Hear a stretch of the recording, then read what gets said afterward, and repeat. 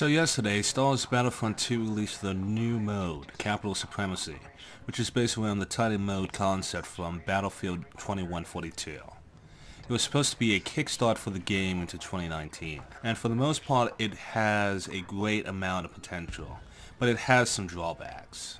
To summarize the mode, you start off on the ground playing Capture the Flag Domination, with points being awarded to the team that controls the majority of the points. Once one team gains 50 points, that team then needs to board the enemy's capital ship and complete 3 objectives with a limited reinforcement pool. If the team succeeds, then the enemy's capital ship is destroyed and they win the match. If they fail, then both teams are returned to the ground level to capture the command points again, with the recently boarded team getting the advantage in point control. On the surface, the mode is a fun change of pace from the standard Galactic Assault mode, and the interiors of the capital ships look amazing. The Republic Venator has all the aesthetics from the Clone Wars TV show, with its early Imperial style to its doors and hallways. The Confederacy Dreadnought gives you those Episode 3 feels, as the detail given to the corridors throughout the ship retain the same style as seen in the movie. The initial charge from the hangar to the first objectives feels amazing and cinematic. There is a lot of care and effort placed in this mode, but there are some flaws. First off, the pace between the 2 phases is really bad. Transitioning from the ground to the capital ship first requires you to board the nearest transport. It isn't required, but all troops that do make it on board count as additional reinforcement tickets during the boarding action. This last part lasts for a whole minute, and while fighting to get on board as the entire enemy team tries to kill you can be fun, if you make it on board as soon as the transport lands, you will have to wait that whole minute watching your teammates struggle to get inside.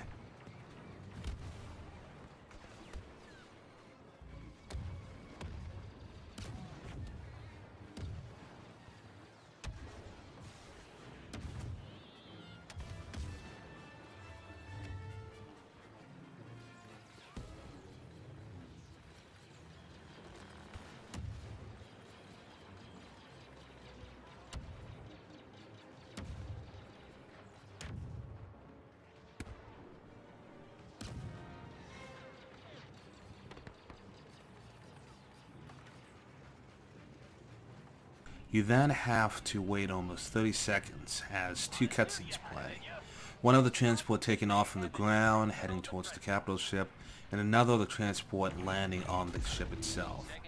And if the boarding action fails, then another 10-second cutscene is played showing the boarding forces getting wiped out or captured, after which the game returns to the surface. We're gonna need to take a step back and recapture some of those command posts. At face value, this doesn't sound all that bad, but matches can last up to a whole hour if both teams are balanced. Unless you steamroll the enemy or vice versa, you'll end up watching these cutscenes over and over again. After my second match, these transitions just felt tedious. If they had 2 or 3 different variations for each cutscene, it would probably lessen this effect just a little bit. It's clear they're designed as a cover for the loading required between phases, but going from an epic last stand, fighting tooth and nail to hold the last room, only to watch another cutscene and return to the same mode on the ground, over and over again, it just gets boring after a while. My solution to keep the pacing of the game is that there should probably be less capture points on the ground each time the game is returned to this phase. Starting at 5 points, it should go down to 3 points after the first boarding action, and then 1 point after 3 boarding actions, as this would signal the growing intensity for the battle on the ground. Also, being a vivid lover of the starfighters in the game, I am surprised that they didn't have them make an appearance in this mode.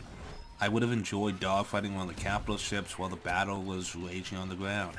I suspect that this might be due to the limited map size around the accessible ground area, as this is a way to reduce the amount of textures and terrain elements that are needed to both also be rendered but also built up as well.